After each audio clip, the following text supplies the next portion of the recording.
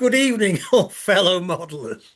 Uh, as some of you may know, I'm a bit of a fanatic about tight radius curves or minimum radius curves. And without wishing to sound conceited, I think I've written enough, videoed enough, and produced enough articles, and hopefully a book if Brian Maldion's on board, uh, to show how possible it is. Now, I'm not really concerned at the moment with the practicalities, the physical way of doing it. It's more of a matter of mind, believing it. Uh, a lot of a lot of articles, a lot of posts on the Guild's website I read uh, lead me to believe that people are still confused with um, radius. Now, radius in geometry is a constant. You know, if you've got a 2 foot radius curve, it's 2 foot from beginning to end. I'm more concerned with not so much like, as a lot of people appear to be, fitting in a radius to suit the width. I'm more concerned with fitting in a transition curve within the same width, but to achieve a greater effect. And by that mean, if you have, say, the Pico set track, which is a 3 foot 6 inch radius. And by the way, as you can probably tell from my lack of hair, I am not of the modern generation where the metrification happened. When I was in primary school in the 50s, we were taught metric, and that is basically everything is in tens. Piece of doddle. But I can't visualize it. Talk to me in feet and inches or Fahrenheit, I can visualize it. So anyway, going back, uh, to fit a curve into say a 7 foot width, most people would divide by 2 and 3 foot 6 radius. Well, as I hope I've proved, and I can probably prove again, to getting like an LM, a Great Western Dreadnought or an LMS 6 wheel, 6 bogeyed, 12 wheel uh, dining car round a 3 foot radius curve is not very practical. You get buffer locking. If you can start off with, say, a 4 foot radius curve and keep that 4 foot radius curve till the first vehicle is actually fully on that curve, you can then bung another long coach behind it, and within reason, the buffers will stay in contact. Somewhere I have a photograph of ordinary coaches on a 2 foot 6 inch radius curve with the buffers in contact. The whole, not a secret, the whole practicality is gently getting those vehicles, locomotives, coaches, whatever, onto a gradually diminishing curve in such a way that each vehicle, if you like, is fully on the curve, i.e., you're not going to have any greater swing of the buffers before the next one joins it. So that way I can get ordinary coaches on a 2 foot 6 inch radius curve, or a pigging great loco like the LNER 282P2 on a 2 foot 6 inch radius curve without buffer locking. The same thinking goes, if you like, with quite often I read on the Guild website and that people asking, well, how do I get my stock round across a crossover? Well, if you look at it, the average Pico, which I think most of us will use, Pico point is about just a 6 foot radius. Well, that is a very gentle radius to me. 6 foot, I'm talking a 3 foot. But it's not, it's a lot of other things. You're leading into it gently. My gentle lead in is a 4 foot. The Pico is a 6 foot. So I didn't see any reason why it shouldn't work. Um, there's many reasons why it wouldn't.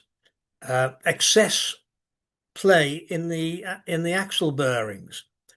If you think of it, if you've got a bogey, so that's going round. It's quite a short wheelbase, a bogey, and if it's separated by a coach body, no problem. But if that bogey has excessive side play in the bearings, it can move sideways.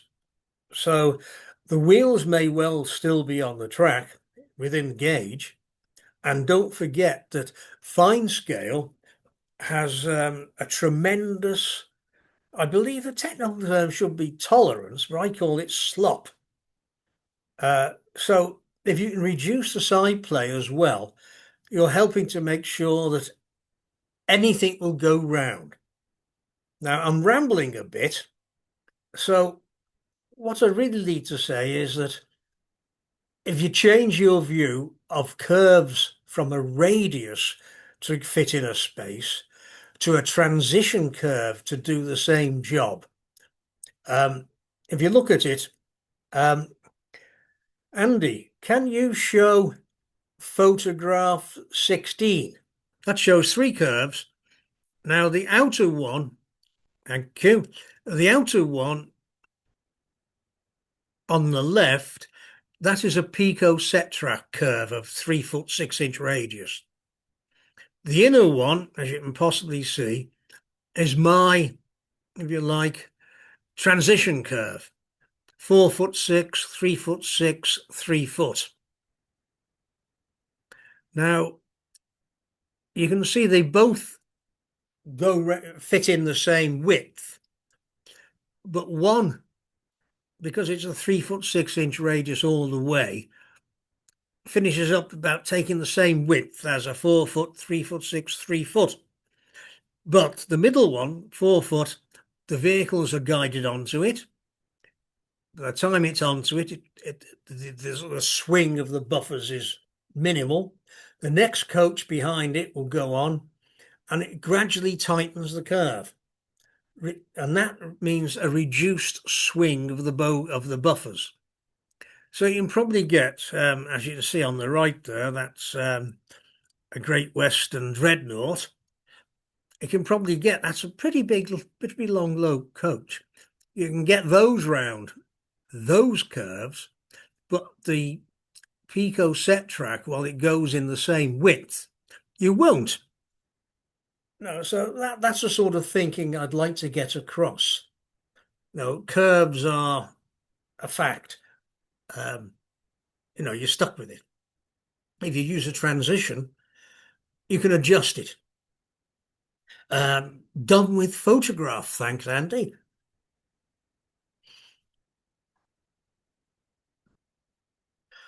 So it's like anything else. It's a matter of your state of mind. If you've seen it on the videos, you've read about it in the Guild's Gazette, you've seen the photographs. So in one respect, you know it is possible. So it's a matter then of a little bit of, well, fiddling about. That's how I started.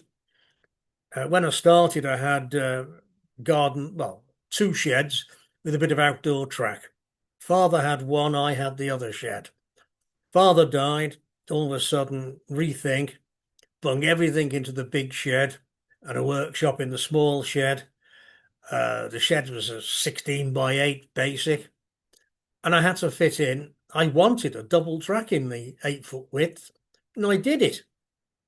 'Cause let's face it, the old Hornby, I mean the proper Binns Road Hornby, they had the 462 Princess Pacific that went round a 3 foot radius curve. Why can't we? So, I already had a lot of stock by then, just built, if you like, to the standard thinking. But I found out that quite a lot didn't need much adjustment anyway. Um, I devised a sort of track setter thing, which measured the chord and so I could actually repeat a curve, which I'd actually sort of basically, I just press it about, tried it, knocked a nail in here, there, and eventually got a curve, which I could get a loco round. Um, some of the locos, you might have had to carve a bit off the inside of the cylinders to get the pony truck or the bogey wheels through.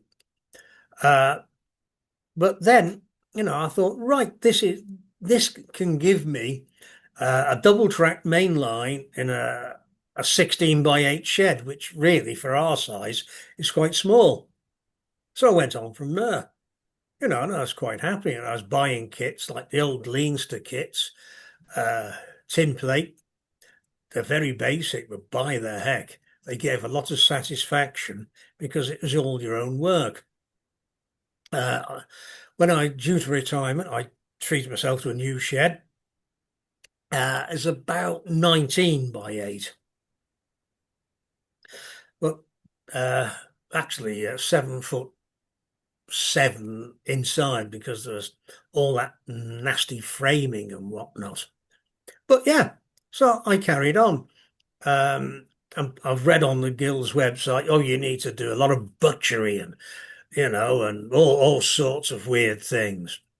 I don't know how many of you came across O gauge from Double O, but a very good modeler, Jazz Milham, he modelled in S gauge, and he had to produce, he had some tight radius curves, and he produced like what's that devil, that Russian egg, Fabergé egg, something like that in S gauge, with a flexible chassis. So the coupling rods had expansion joints on them, and each one sort of, you know. And I thought, by the heck, Jazz, that's really going it. All I do is file a bit of the bearings off. Um, in my workshop, I got a yard length of Pico track, bit of ply, laid it out to a standard 3 foot inch radius curve, because by that time, of course, O gauge had got these laser cut track setter things, which you could actually physically force the track to follow the gauge. That's why I'm a bit concerned about people often say, "Oh, I made a cardboard template," or I've got one cut out of ply or something. You've got a chunk of laser cut metal, aluminium, whatever. That's a constant radius, and you can force it. You can feel it clicking into the grooves of the rail, and you know damn well that that then is a constant 3 foot or 3 foot 6 or 4 foot, or go down to 2 foot 6. So that's how I progressed. Um, my, I remember my father years ago, we were in Double O, he saved up for the Hornby Double O 264 tank. Marvelous for its day. You can see the valve gear moving. It's a lovely model. And of course, there's a very nice model available in O gauge, been available for a long time. And I'm not poor, I'm not rich, but I could afford it. But I kept talking myself out of buying this damn thing. MOK it was. And I rang up, ordered it. He's a nice lad, Dave. Uh, and I hardly needed to do anything to that. A scale model, a real scale model, because it was built properly. I did on the frames, you had an etched overlay with all the rivet detail on. So I cut that out from between the centre drivers to give an extra few thou clearance. I don't think I needed to do that. And that, as I discovered at one of the when I did a bit of demonstration at one of the guild shows, would go around a 2 foot 6 radius curve. So to my mind, anything you buy now, any kit you've got with minimal attention, you can go round a tight radius curve. That gives you several benefits. In my shed, you might have, if you recollect the video you saw, I can basically have 6 coach trains trundling round because our ancestors, our forebears, um, had binocular vision. They could only look front. They couldn't look sideways. So I've got a roundy roundy. So when I'm facing one side, I only see one side. What's happening behind me? I've no idea. So the really tight radius curves, I've slapped a bit of wood on top to hide them, and there's a station there and a township there. Uh, so if you're looking straight ahead, you see thing coming out of your right hand eye view, and it comes round, it keeps coming, and it goes and it disappears again.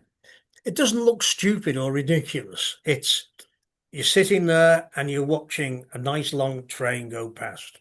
Stops in a station. Okay, there's only a couple of feet of platform visible because the rest is hidden. So it gives you a greater length to play with. Um, and also, if you're lucky and have, say, a 10 or 12 foot width, you can still use much tighter radius because if you look at it logically, if you've got a 3 foot radius curve at either end, that's 6 foot of whatever length you've got taken care of. So, yeah, if you've got a 20 foot length and you've got 5 foot radius curves, that's half your bloody length taken up with curves. If you only use a nominal 3 foot, you've got a heck of a lot more length, straight bits. You can fit carriage sidings in and all sorts. It's much better use of space, especially if you're not worried about, oh, it looks horrible out when it's out of sight. Rubbish. You know, it's anything else. It's what you want. I happen to take. I just like to sit. My original concept was I wanted to sit at the line side and watch the trains from my youth, the 40s, 50s, more 50s than 40s, trundling past. The tail traffic, dropping off the odd milk tank or parcels or restaurant, any going along, so that you could recreate my youth. A lot of people have, talk about this. That lad with that gigantic layout that takes about 5 Arctics to move about. He envisaged that from sitting at the line side and just watching trains go past. That's what I want to do. And in a 19.5 foot by 8 foot shed, I can do that and I can have the stuff belting round. I've got my iron ore trains from Bidston Docks to John Summers.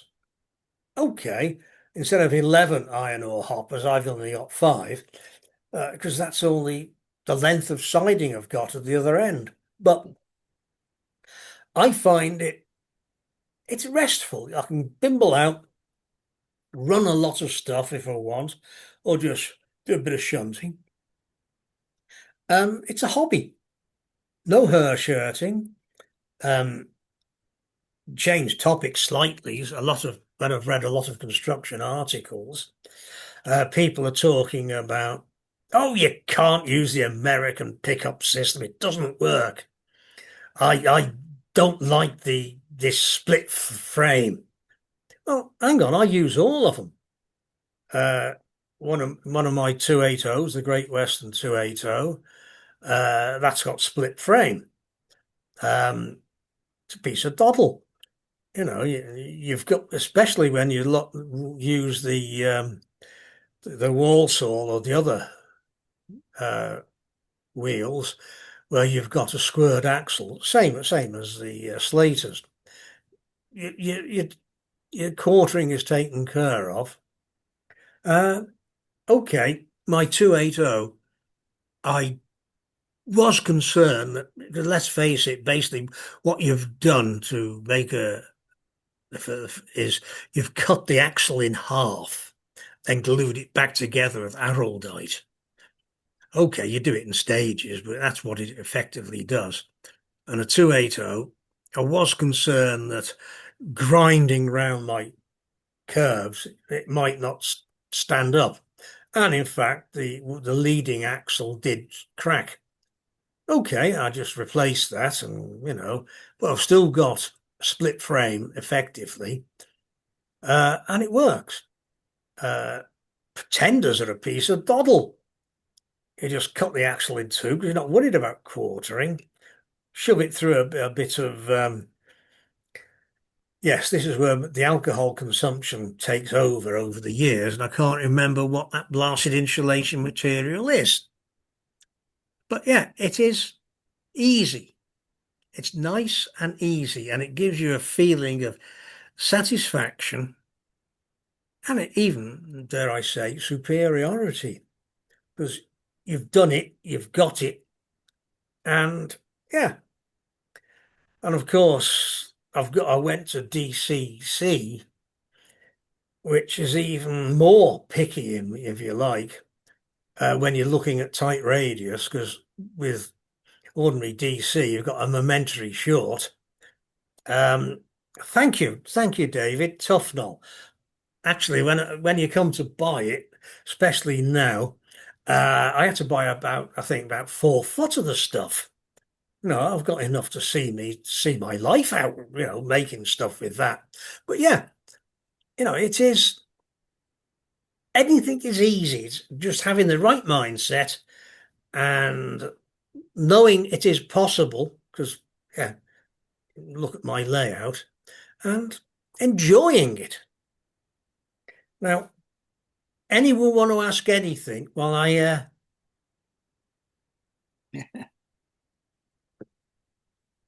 no, right, I'll turn a page over.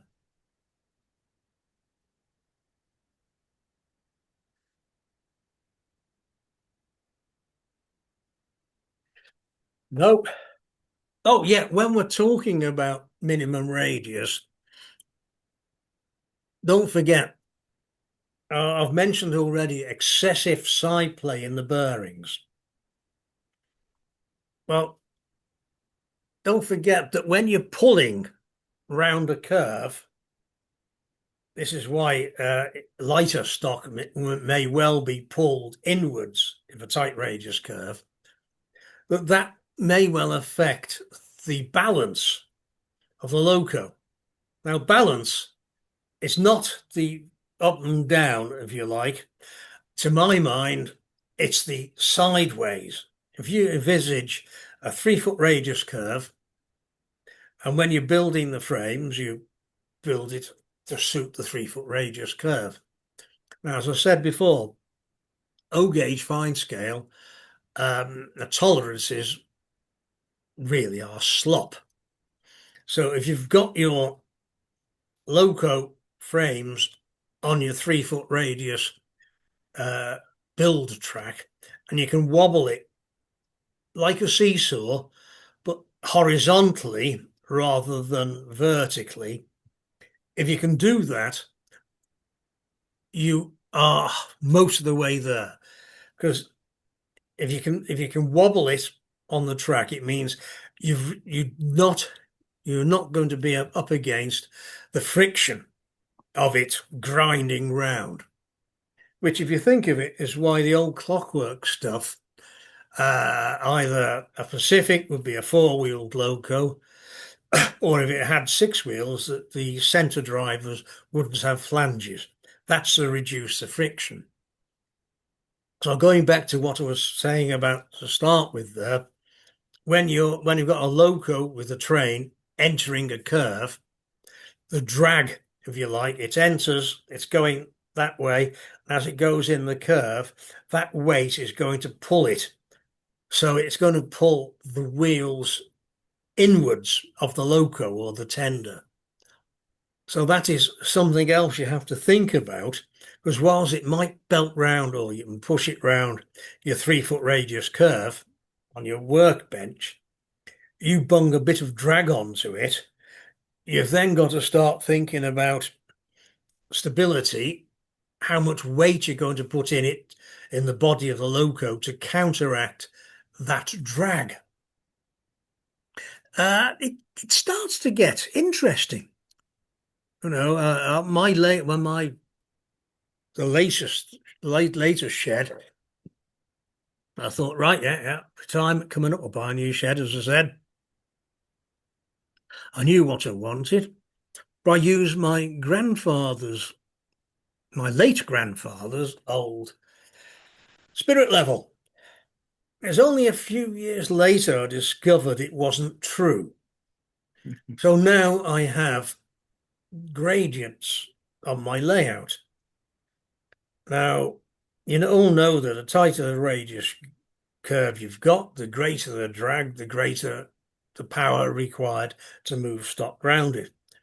So the end of one of my layout, I have quite a steep curve going up one way and down the other. And it took me a while to work this out because I had a Great Western 042 with an auto coach either end, and it would trundle quite happily round on the inner radius. But when it came to run down the outer radius, it kept buffer locking purely because there's no tension on as it goes in, and the trailing coach would overtake. You know, it was yeah, a lot of little unintended consequences of whatever, and it's satisfying. I can belt my well, actually. I did try to make some videos purely for this of my LMS Pacific belting round with I think there's videos somewhere about a six-coach train belting round because that's it looks nice. You're sitting there, you're in the marshalling yard doing a bit of shunting or whatever, and this thing whizzes past. Um, Unfortunately, as it was whizzing round and round and round, I was sitting there looking rather smug. The blasted thing derailed. Um, it's a wooden shed, wooden baseboards. It was wet and damp, I suppose, and a bit of track had moved, and it came off. Fair bit of damage. I fixed it now, but yeah. But it's another thing to bear in mind that when you're looking at tight radius, if you're lucky enough to have an indoor space sufficient, you should be okay. But in a wooden shed with wooden baseboard and everything else, um, you do need to be careful and sensible. And before you start belting anything round, just check your track. One thing when I built or had the new shed built, previously to that, I'd had a loco depot on the main track. And then I discovered I really could do with carriage sidings. So when I built the new layout in a bit longer, had an extra 3 foot. I thought, oh, put carriage sidings in. Yeah, great. 3 carriage sidings or 2 carriage, whatever it was. Yeah. The loco depot wouldn't fit. So once again, I had to think, I was starting, I checked online. Even our American cousins weren't very forthcoming about how they got from one level to another. But Jazz Millam again, S gauge, he mentioned a lift. Uh, Peter Denny, he built a lift from Meccano, but none of them are really practical. They had a couple of hounds, dogs, took them to get trimmed one day, and there's this dog lift in the dog hearse and so on. It's about 4x2 base, up and down. Yeah, great. So I bought one, fitted it. So now I've got a decent sized loco depot at a lower level. So, I've got everything. Okay, it means you're nearly sitting on the floor, not a little footstool. But yeah, I can sort of take a loco in, a few coal wagons, prat about, pretend the coaling. It's a joint LMS Great Western. Uh, and yeah, it's it gives me a lot of pleasure and I can do whatever I want to do. If I just want to move a loco up and down, I can. If I want to take it out. And because it was an afterthought, it means that once again, like people with loft layouts, they find there are very inconvenient chunks of wood, legs or whatever, in the way. Same in my low level loco depot. The only way I could fit it in, because let's face it, everything else is already built. Uh, that happens to have the tightest radius curve, continuous radius curve on my layout.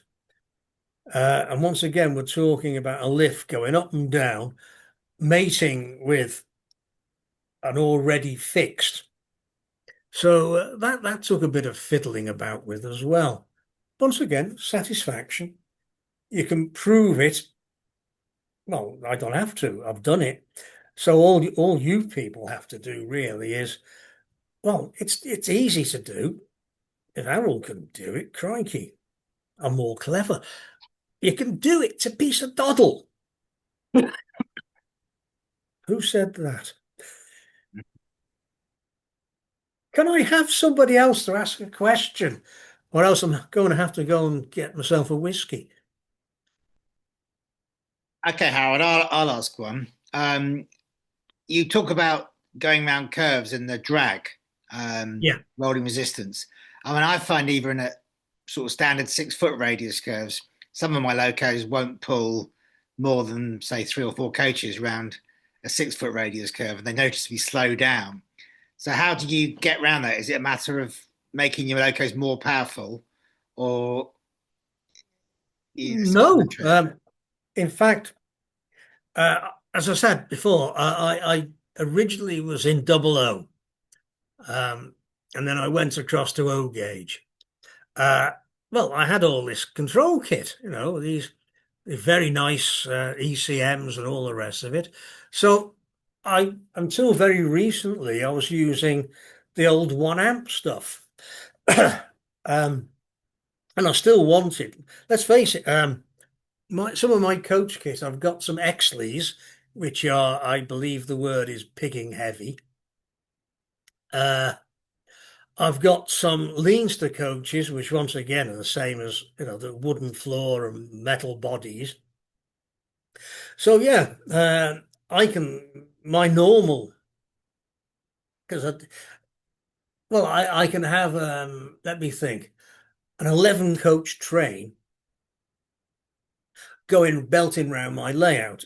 Okay, it's a bit difficult to deal with in the stations, but yeah, no problems really. Uh, I think it's a matter of gradually, if you go around the curve gradually, increasing it, you've got momentum. Uh, if you've got decent controls like the ECM were the feedback controllers, and I've now got DCC, which is a more modern system from that.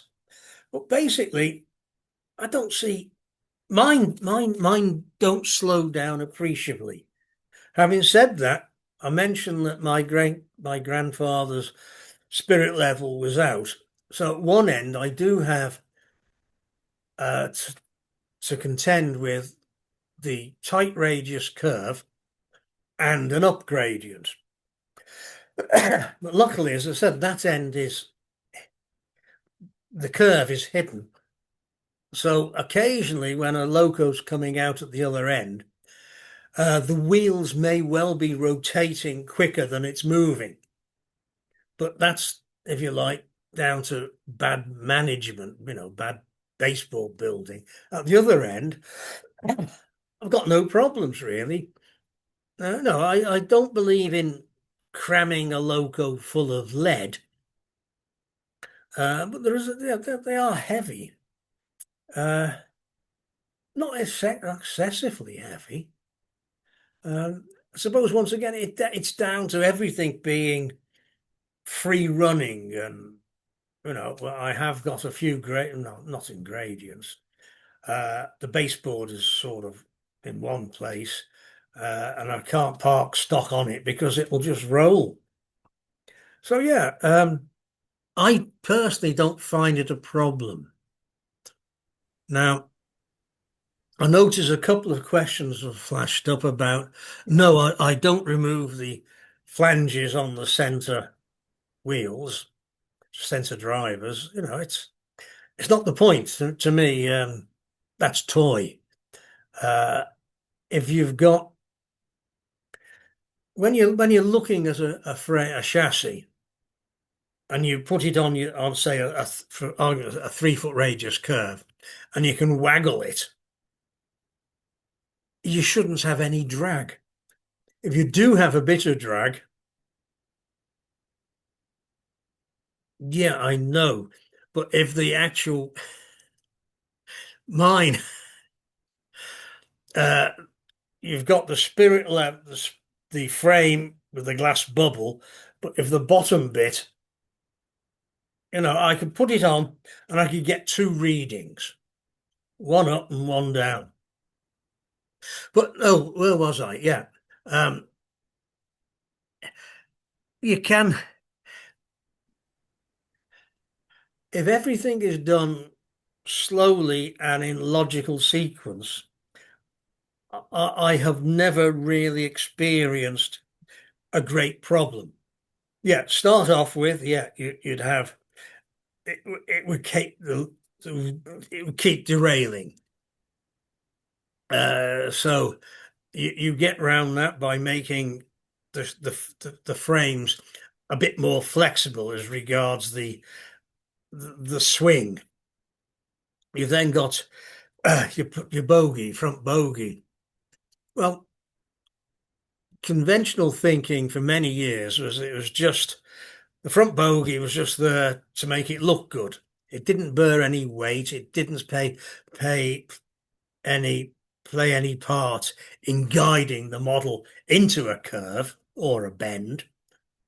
Once again, Leinster, they had quite a good system. They were bloody good, those models. A lot of satisfaction. And they basically had a slot in the center of the bogey and a fixed pivot, and you know, it went. I just put a spring on that, so there's a bit of springing, a bit of weight put on the bogey, and there are restrictions. So if you look at it like a seesaw, you've got there's your main wheels, hits a curve, and it goes like that. So if you've got your bogey at the front and a pony truck at the back, you've got to make sure that there's as it bends or on the curve, that the bogey at the front doesn't sort of go mad, and you've got sufficient play at the back end for it to stay flexible, to fluently go around the curve. Uh, Harold, do you do anything with one of the questions is do you do anything with the couplings at all? How far do you couple your cars apart? Anything of that nature? I think that's where it's going from. Very good question. Yeah. I just rely on the basic, on the kit manufacturer or the standard spacing. I don't add extra links on the screw or 3-link coupling.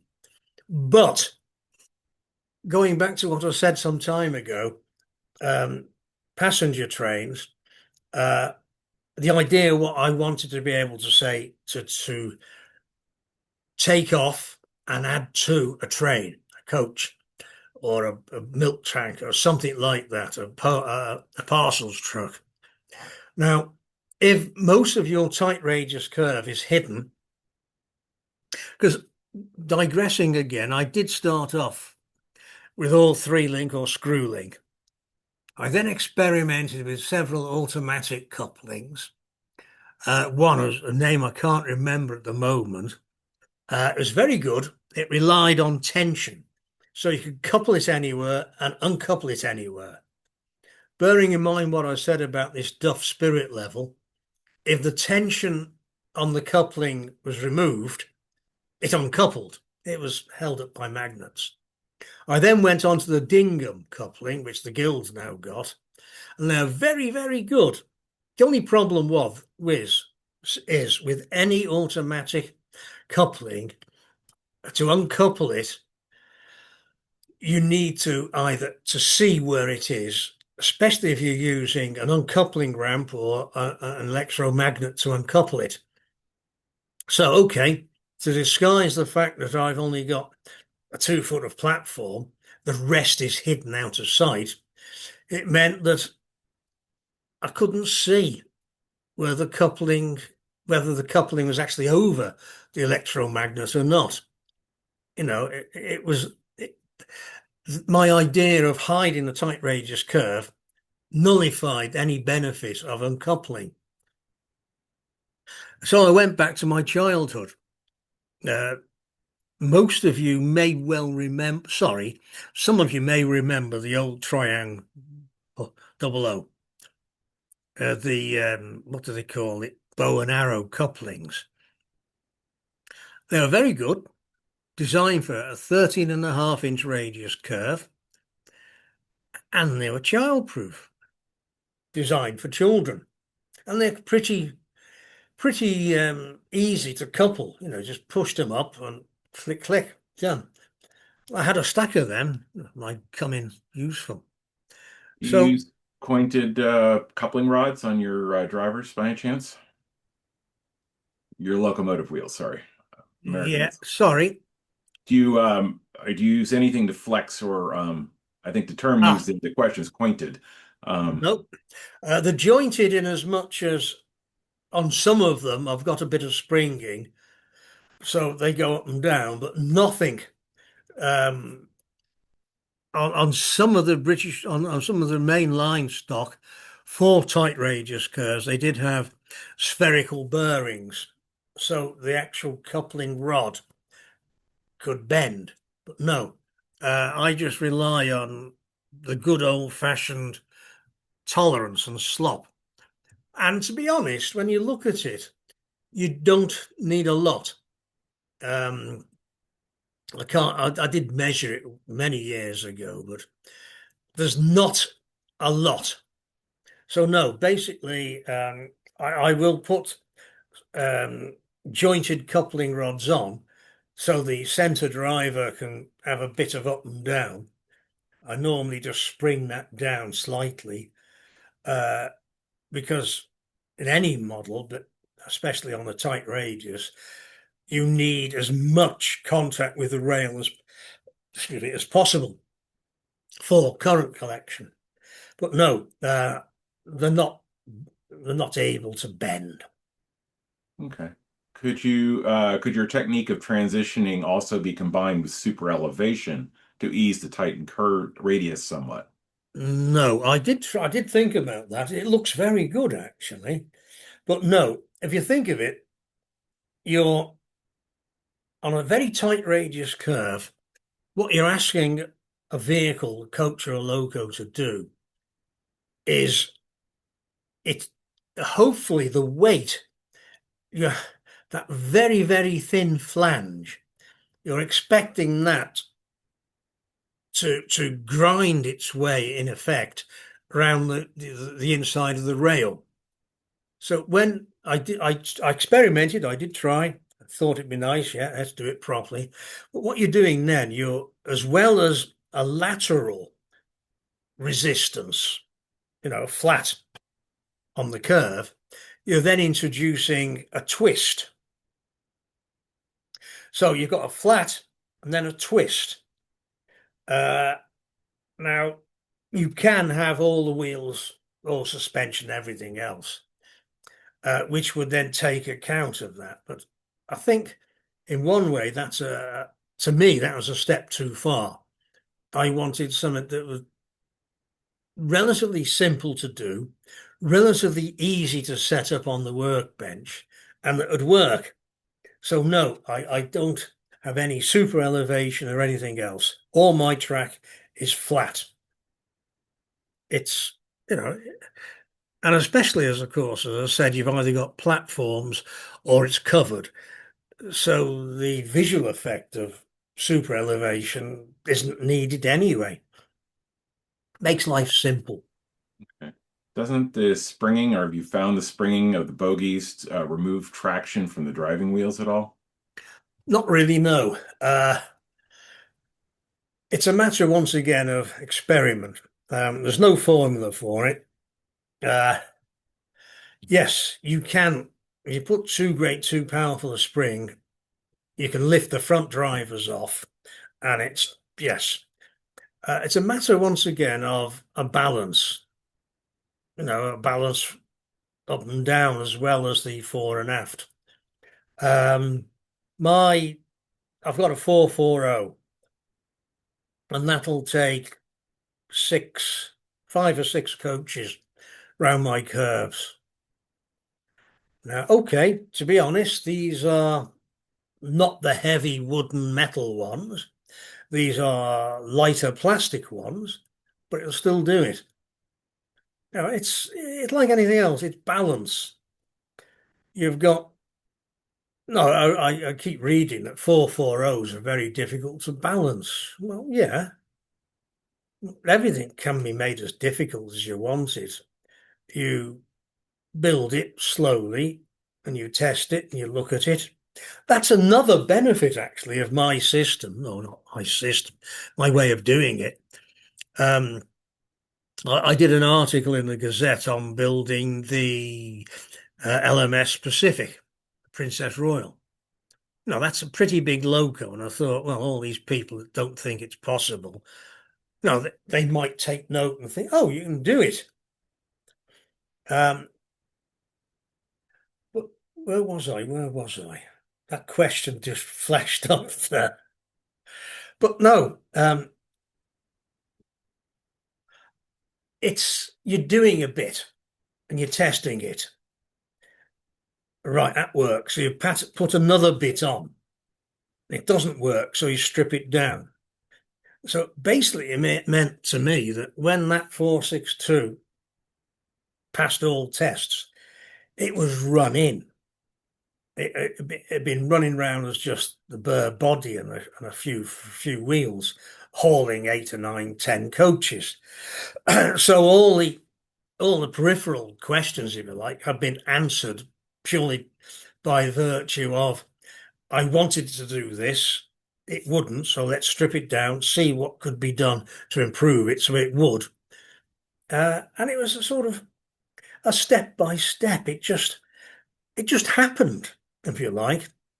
Most of my loco stock has been built the same way for a specific purpose, i.e., to belt round a roundy layout, hauling a decent loco, decent load, unable to be stop and go.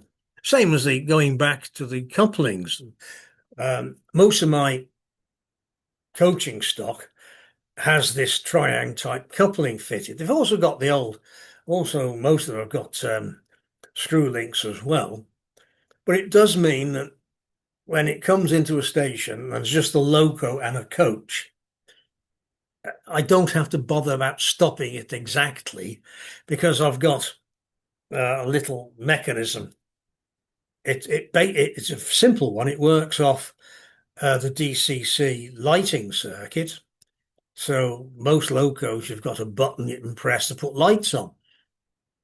Well, I don't want lights, steam locos, but I use that to power a relay. So there's 16 volts AC on the rail.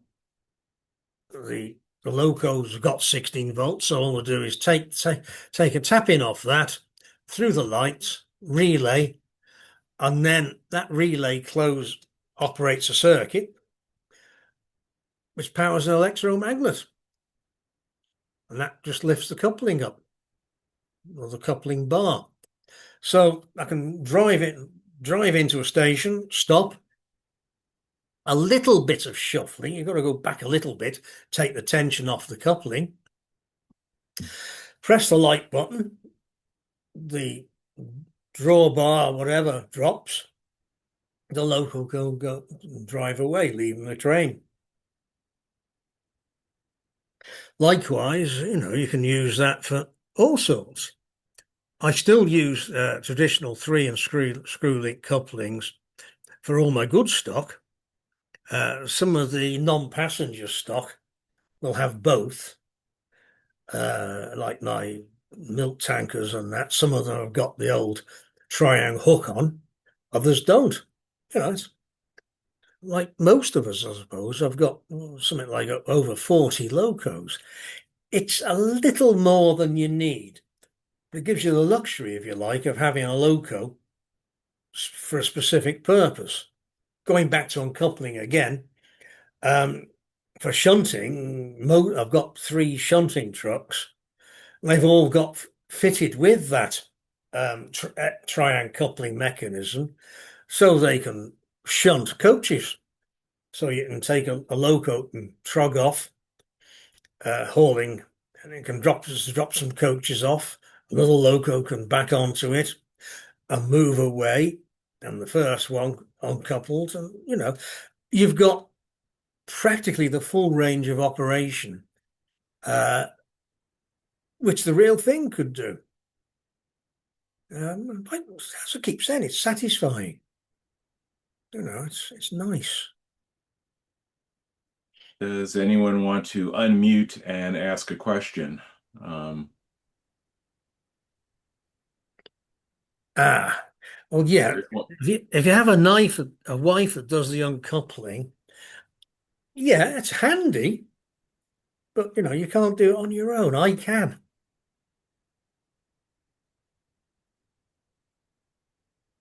Anyone wish to go ahead? I found the best thing for uncoupling was to get young children to do it when I was exhibiting. They could see what they were doing much better than me. I must admit, yeah, I do. As my glasses get thicker, I do struggle a bit. But there again, let's face it, a lot of the people who talk about operation do criticize the modelers amongst us that sort of a loco belt the train goes into a station, stops, and immediately a loco goes away, and this. I think by struggling with 3 link and screw links with your little bit of bent wire, it adds a little bit of something. It takes time, and the real thing, it doesn't belt into a station, stop, and do something else. Everything has got to be done leisurely and safely. So you said about that little bit of shuffle to slacken off the triangle couplings. Yeah. Yeah. If you're doing it full size, you set back to compress the buffers to release the couplings. Well, yeah, but no, yes. You do? Basically, the screw coupling, the coupling is tightened up to bring the buffers into contact. So yeah, it is not prototypical. What they would normally do is lengthen the coupling so they can take it off. Because a loco and coach, when it comes into a station or whatever, and it's going to be doing anything, the brakes on the coaching stock will be on. Well, I've seen them where they just go back a bit, compress the coupling so that they can turn that screw easier. Probably, yeah. So it is prototypical, but but it's all part of the hobby, isn't it? Yeah. Do you put turnouts on your curves, or do you try on tight curves, or do you try and avoid that? Sorry, when you say turnout, you've got your tight radius at the ends. Yeah. Do you have any turnouts on them, or do you try and avoid turnouts on tight curves? Right. I don't, because I don't have the space. But Who remembers the old double O gauge Wren track? And well, I can remember it, yeah. Yeah, well, they had. I think that the prototype railway, the main railways did have it as well. What that was, um, the turnout blades and the wing rails on the Frog were all in one piece. I forget what the main railway calls it. I think it's but what it effectively that gave you was a continuous rail bearing surface on the curve. Whereas as a normal point, you've got the Frog, if you like, and the bit either side. So you had that gap. Now, a tight radius curve, the wheels would immediately fall into that gap or forced into it. But I have looked at it and have thought you could have points on a tight radius curve if you use that system. Once again, over many, many years, alcohol has killed that brain cell that remembers the technical term for that. But yet you can have, and I That don't. sounds that sounds like a universal turnouts that they used to use to mix fine scale and coarse scale. Very similar, yes. In fact, Wren was universal. But only what that gave you was, as I said, a continuous bearing surface. Mm. Whereas most, if you like, fine scale points, you've got that gap uh, between the Frog and the other bent bit. But yeah, yeah. Does anyone else have questions? Want to give a chance for others to. I think there was one question from Stuart that didn't really get answered properly, which was, I have a Sansheng J39060, would happily go around a 4'6" curve, but reducing the curve to 4 foot and the flanges climb the rails. So I can't see it going around a 2'6" curve. I think what we're Right. basically saying is, you know, you can't Right. take things straight out of the box and expect them to work on this. Is that right? Or I don't know. I've no experience of that. I believe that from what I've read of other people, the wheel profile is slightly different. Um, so I think you might have a problem there. But if you look at it, a lot of the modern stuff these days will go round it. Ellis Clark loaned me one of his Black Fives recently as a demonstration. And that, although he says it will go around a 3'6", it'll actually go around a 2'6" with no problem. So the Senchong, I've no idea what they're like construction wise. Basically, I would imagine that would be a mixture of the wheel profile and possibly bearings. You know, on a lot of mine, I've had to file the face of the bearing down to give you a slightly increased sideways play on the wheels. Now, I rather suspect that a lot of those early brass locos, the wheels would be force fitted on the axle, correctly quartered. So unless you went to the expense or the trouble of taking the wheels off and either hopefully being able to re-quarter them when you fitted them again, or putting different wheels on, I think it's one of those things that would require a lot of time or a bit of money. It's sad. I've got I've got two or three, I think, ready to run locos from maybe not that, but Chinese origin, which go round my curves okay. But I rather suspect that may well be a much earlier Are there any more questions? If give you 30 seconds to come up with any more questions, otherwise we'll start to wrap up. So anyone want to unmute and ask Carol anything else? Looks like you've exhausted us all, Harold. So Oh, I'm knackered. well, you've been talking a lot.